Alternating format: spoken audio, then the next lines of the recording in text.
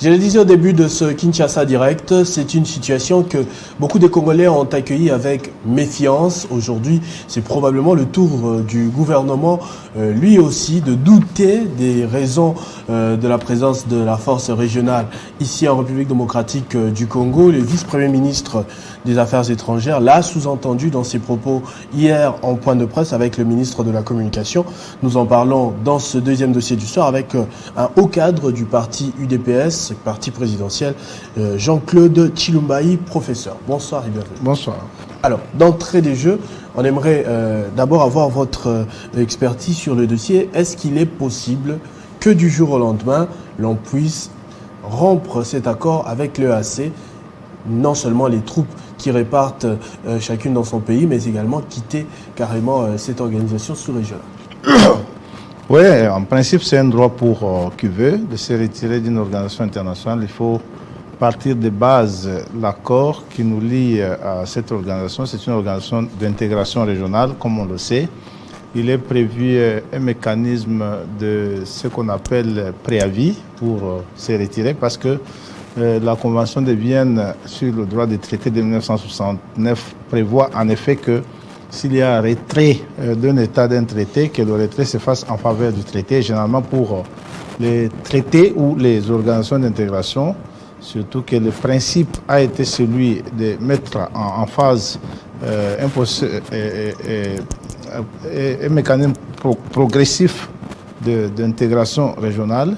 Il est prévu un délai pour lequel ou pendant lequel nous devons nous préparer et préparer les autres pour qu'on se retire. Donc le droit de retrait, il est un droit naturel pour un État qui a signé un accord, mais dans certains accords, dans certains cas, il est prévu un délai, un préavis avant que l'on se retire. Lorsque vous prenez par exemple le traité de l'Organisation de l'Atlantique Nord, OTAN, il est prévu 20 ans avant que l'État annonce son retrait et lorsqu'il veut se retirer, il doit l'annoncer.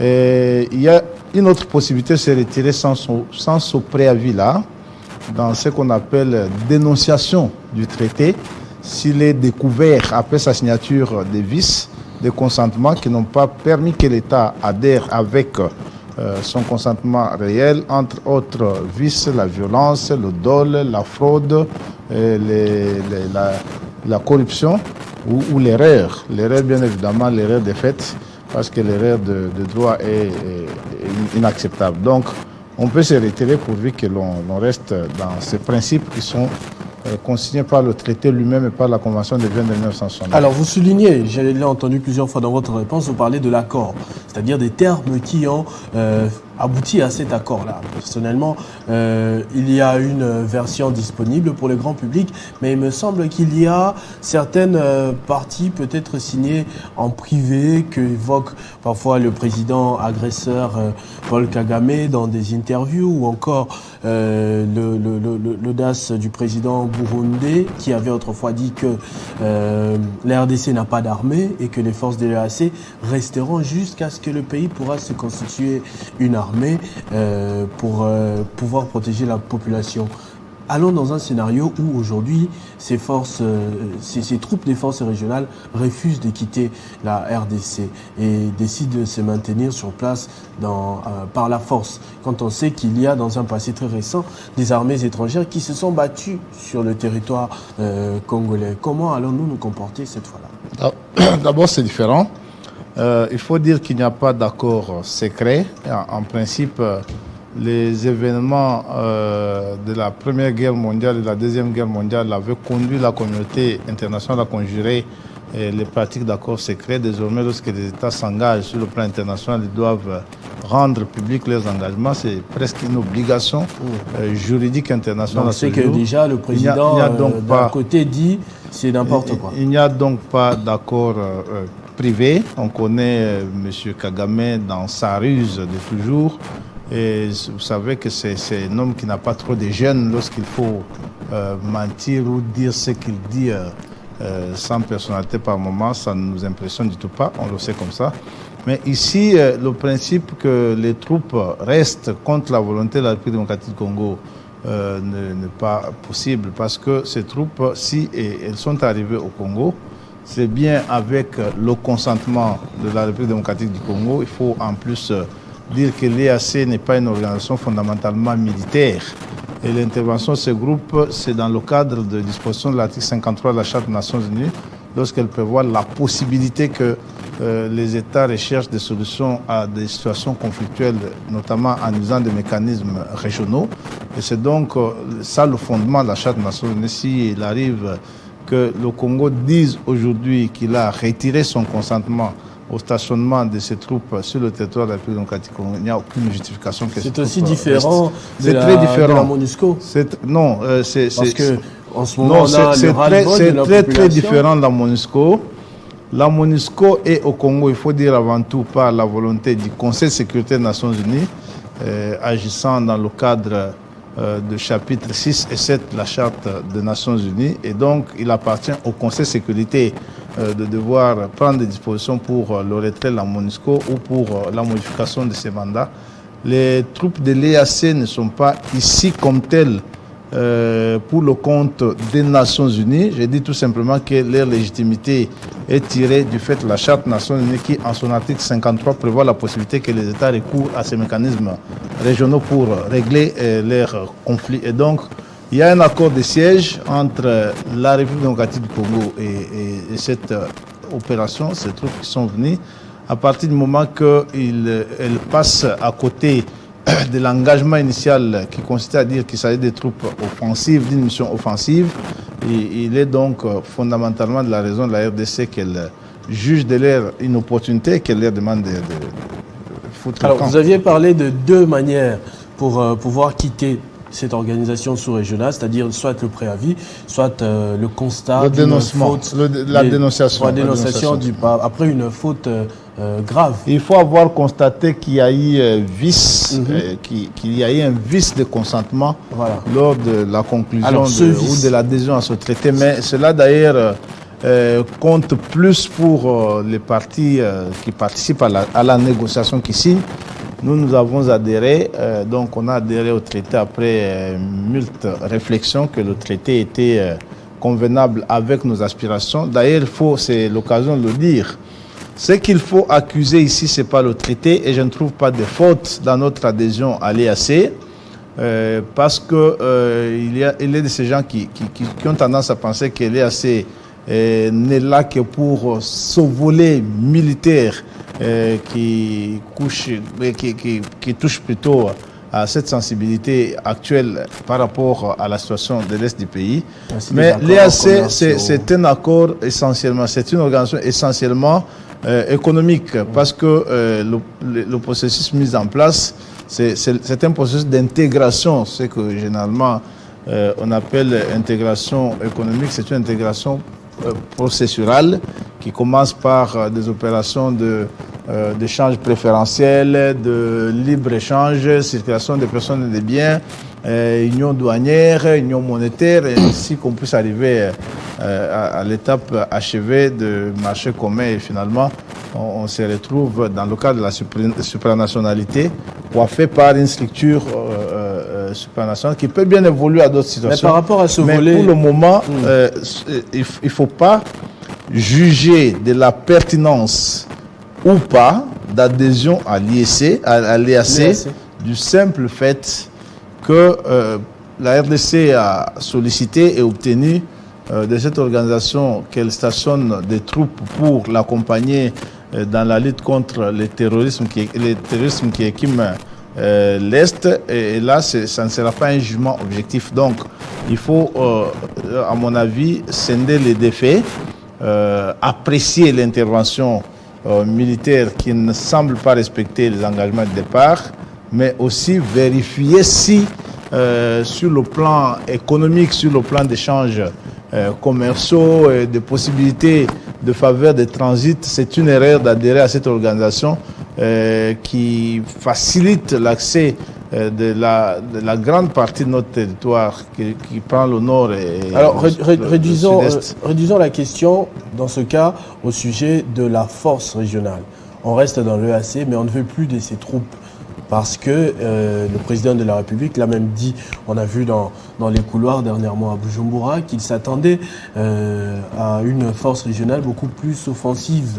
Mais on a une sorte de MONUSCO bis qui énerve la population, qui se promène, qui se pavane. Dans ce cas-là, est-ce que ce n'est pas déjà le vice que vous aviez constaté? Bien évidemment, ça peut ressembler à un dol.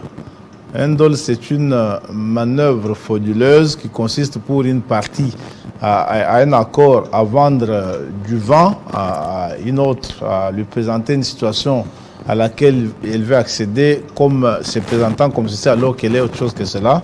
Et ici, parce que les négociations portaient sur une force offensive et non une force d'observation, comme ça semble être le cas, il est tout à fait normal et légitime pour la République démocratique du Congo de constater qu'il y a eu manœuvre dolosive et de devoir se retirer, c'est du droit en fait. Et comment expliquer, par exemple, la toute dernière réunion, le vice-premier ministre des Affaires étrangères disait être surpris de voir ce draft-là, d'ailleurs, en présence des journalistes des pays, Burundi, Ouganda, Sud-Soudan, par exemple, pour les cas les plus éminents, positionner des troupes dans la province du Nord Kivu, comme si c'était des territoires à se partager. On parle des zones qui ne seront pas accessibles au FARDC. Non, d'abord, il faut dire que ça ne peut pas être possible parce que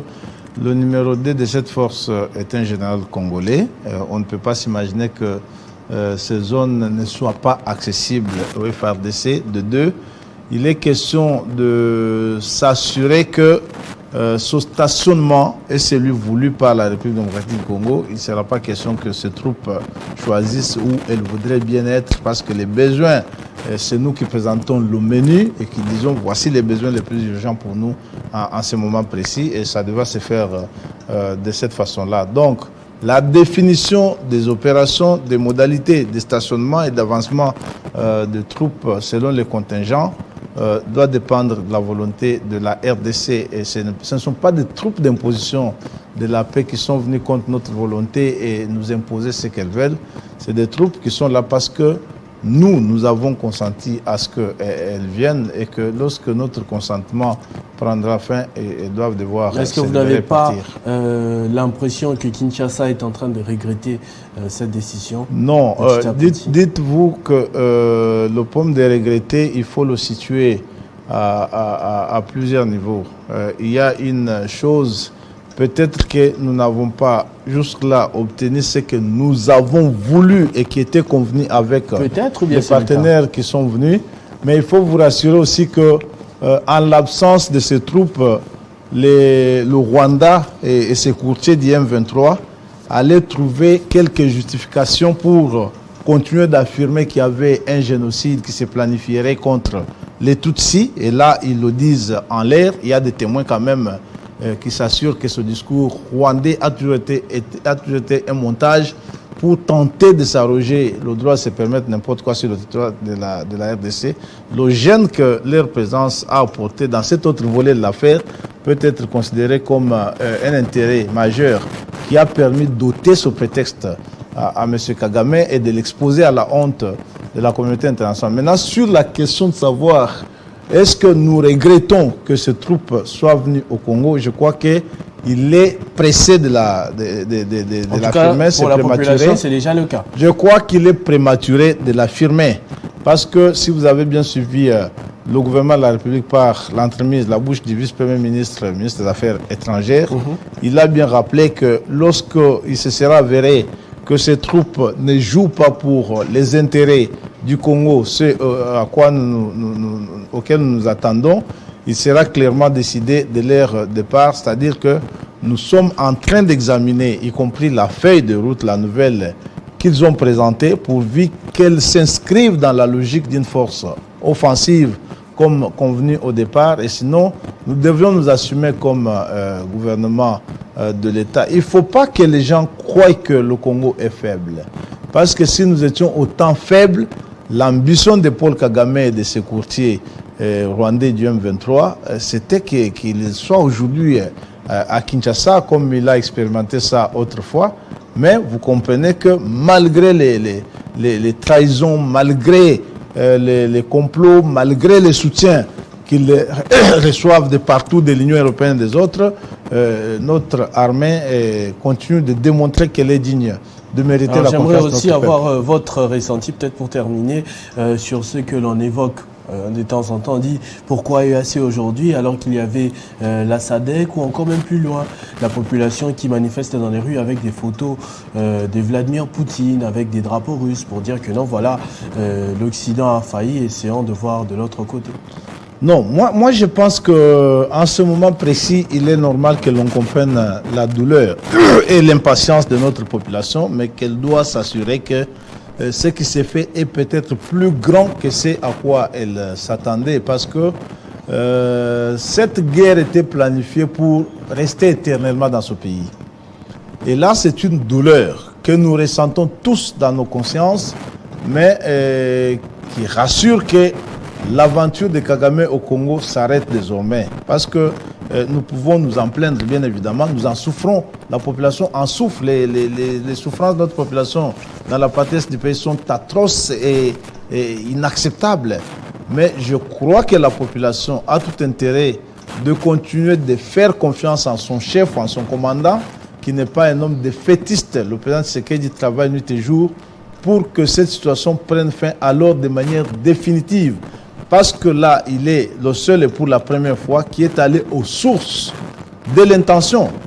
Nous étions en train de penser la plaie sans en connaître les causes profondes. Aujourd'hui, le président Tshisekedi, au bout de ces 4 ans, il a démontré que le Congo n'est pas à vendre et que Paul Kagame n'ira pas jusqu'à la fin. Mais que le travail reste aussi encore à faire pour, bien sûr, arriver jusqu'à l'état qu'il aurait bien voulu pour la République démocratique du Congo. Professeur. Nous savons que c'est une distraction qu'ils ont tenté lorsqu'ils ont vu l'envergure des projets que le président Tshisekedi a amorcés, les capacités de mécanismes qu'il a mis en place dans la mobilisation des recettes, entre autres, et qu'ils ont compris que le Congo était en train de devenir une menace probable pour eux, habitués à vivre du pillage de ses ressources. Ils ne pouvaient pas accepter ça. C'est une manœuvre de distraction, elle a été comprise et qu'elle est à sa fin. Professeur Jean-Claude Chilumbari, au cadre du UDPS, merci beaucoup d'avoir répondu à notre invitation. C'est moi qui vous remercie. On va prendre notre tout dernier dossier. Comme je l'avais dit, on va parler Saint-Valentin pendant quelques minutes avant le début du journal.